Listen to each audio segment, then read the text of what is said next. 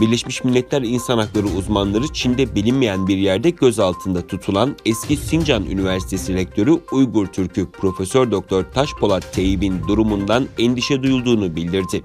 Birleşmiş Milletler gözaltında zorla veya gönülsüz kayıplar çalışma grubu ve Birleşmiş Milletler özel raportörleri yaptıkları ortak yazılı açıklamada Uygur aydını ve bilim insanı Teyyip'in Almanya'da bir konferansa giderken 2017'de Çinliler tarafından alıkonulduğundan bu yana nerede olduğunun bilinmediği vurgulandı. Uygur Türk'ü Teyyip'in idam cezasına mahkum edildiğinin Çin tarafından teyit edilmesinden memnuniyet duyulacağı vurgulanan açıklamada Teyyip'in şu an nerede tutulduğunu kamuoyuna açıklayın ve ailesinin onu ziyaret etmesine izin verin çağrısına yer verildi.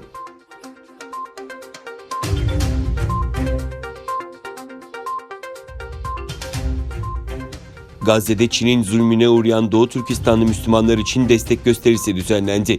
İşgalci İsrail ablukası altındaki Gazze'de Çin'in insan hakları ihlallerine maruz kalan Müslüman Uygur Türklerine destek gösterisi düzenlendi. Gazze şeridindeki Filistin Alimler Birliği'nin çağrısı üzerine El-Ketibe Camisi önünde düzenlenen gösteriye katılanlar Müslümanların yardımsız bırakılması haramdır ve Müslüman Müslümanın kardeşidir. Onu yardımsız bırakmaz yazılı pankartlar taşıdı.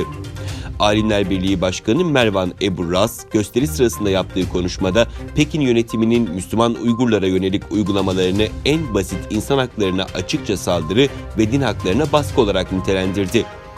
Ebu Ras, Çin hakka ve insanlığa saygı duymuyor. Çin'in dünyada dengeyi sağlamasını isterdik ancak o insana ve insan haklarına saldırıyor ve zulmediyor diye konuştu.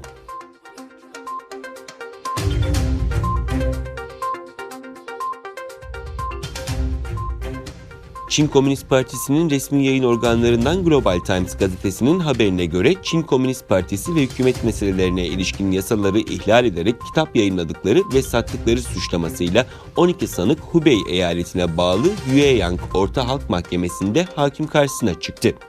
Sanıklardan söz konusu grubun elebaşı olduğu belirtilen birinin 2010'dan bu yana Çin Komünist Partisi'nin önemli toplantılarına ilişkin kitap ve dokümanları toplantıların hemen akabinde internetten indirerek derlediği ve bunları kitap olarak bastığı kaydedildi. Mahkeme söz konusu sanığı 7 yıl 10 ay hapis, 450 bin yuan yani yaklaşık 64.330 dolar para, grubun diğer üyelerini de 2 yıldan 7 yıla kadar hapis cezalarına çarptırdı.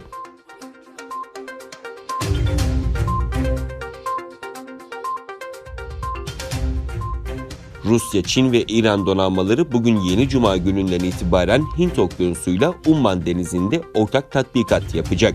Çin Savunma Bakanlığı Sözcüsü Hu Qian, Pekin'in Xining isimli güdümlü füze destroyeriyle pazartesi gününe kadar sürecek olan tatbikata katılacağını duyurdu.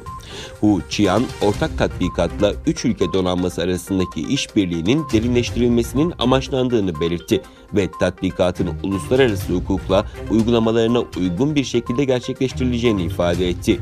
Hu Qian, tatbikatla bölgesel sorunlar arasında bir paralellik kurulmasına gerek olmadığı görüşünü dile getirdi. Umman Denizi petrol taşımacılığında önemli bir yeri olan Hürmüz Boğazı ile bağlantısı olması itibariyle stratejik bir öneme sahip. Dünyada petrol ticaretinin 1/5'inin Hürmüz Boğazı üzerinden gerçekleştiği biliniyor.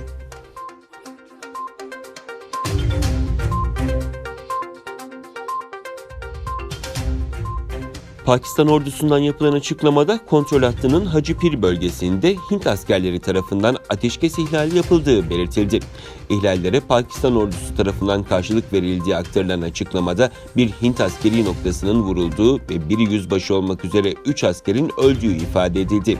Hindistan ordusu Keşmir'in Baramulla bölgesinde Pakistan ordusunun top ve havan mermileriyle Hint tarafını vurduğunu, buradaki ateşkes ihlali sonucu bir siville bir askerin hayatını kaybettiğini açıkladı.